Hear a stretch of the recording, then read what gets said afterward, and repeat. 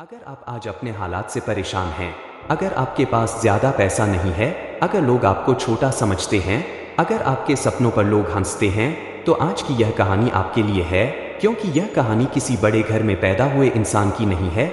यह कहानी है एक छोटे से शहर में पैदा हुए उस लड़के की जिसने कम उम्र में यह साबित कर दिया कि उम्र, पैसे और डिग्री से नहीं, बल्कि सोच और हिम्मत से इंसान बड़ा बनता है। इस कहानी का नाम है रितेश अग्रवाल, ओवायो रूम्स के फाउंडर और सीईओ। रितेश अग्रवाल का जन्म ओडिशा के एक छोटे से शहर में हुआ था। उनका परिवार बहुत सामान्य था, कोई बड़ा बिजनेस बैकग्राउंड नहीं, कोई बड़ी पहचान नहीं, लेकिन एक चीज थी जो रितेश को दूसरों से अलग बनाती थी, और वो थी उनकी सोच। जब बाकी बच्चे खेलने में समय बिताते थे, तब रितेश होटल्स, बिजनेस और समस्याओं के बारे में सोचते थे। उन्होंने बहुत छोटी उम्र में यह समझ लिया था कि भारत में होटल इंडस्ट्री में बहुत बड़ी समस्या है, या तो होटल बहुत महंगे हैं या फिर सस्ते होटल में सुविधाएं नहीं मिलती। यही समस्या उनके दिमाग में बार बार घूमती रही। रितेश ने 17-18 साल की उम्र में ही कॉलेज छोड़ दिया। लोग बोले कि ये पागल है, बिना डिग्री के क्या करेगा। रिश्तेदारों ने ताने मारे, समाज ने सवाल उठाए, लेकिन रितेश को अपने सपने पर भरोसा था। उन्होंने होटल होटल जाकर खुद देखा, खुद रुके, खुद परेशानियां झेली और हर होटल की कमी को नोट किया। उन्होंने देखा कि अगर छोटे होटलों को एक ब्रांड, एक सिस्टम और एक स्टैंडर्ड दे दिया जाए, तो वही छोटे होटल बड़े बन सकते हैं। यही से जन्म हुआ ओवायो का। शुरुआत में बहुत दिक्कतें आईं, निवेशक नहीं मिलते थे, होटल वाले भरोसा नहीं करते थे, कई बार पैसे खत्म हो गए, लेकिन रितेश रुके नहीं।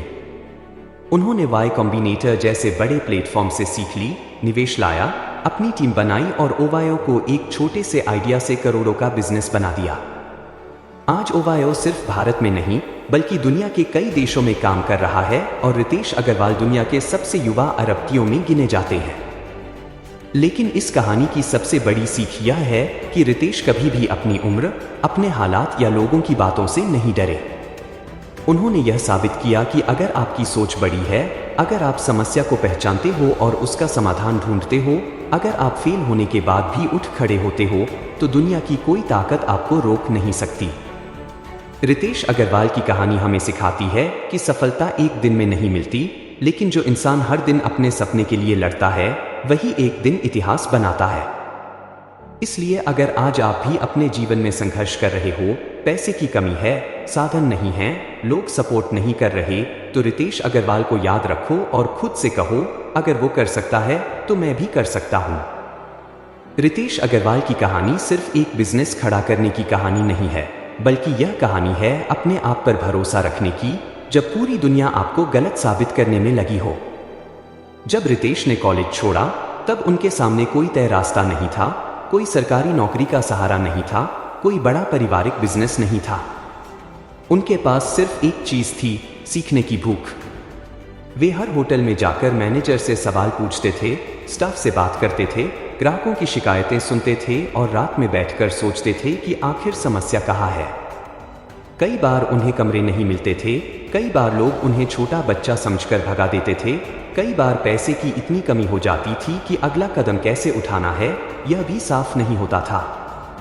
लेकिन रितेश ने हार नहीं मानी, क्योंकि वे जानते थे कि अगर आज रुक गए तो जिंदगी भर पछताना पड़ेगा।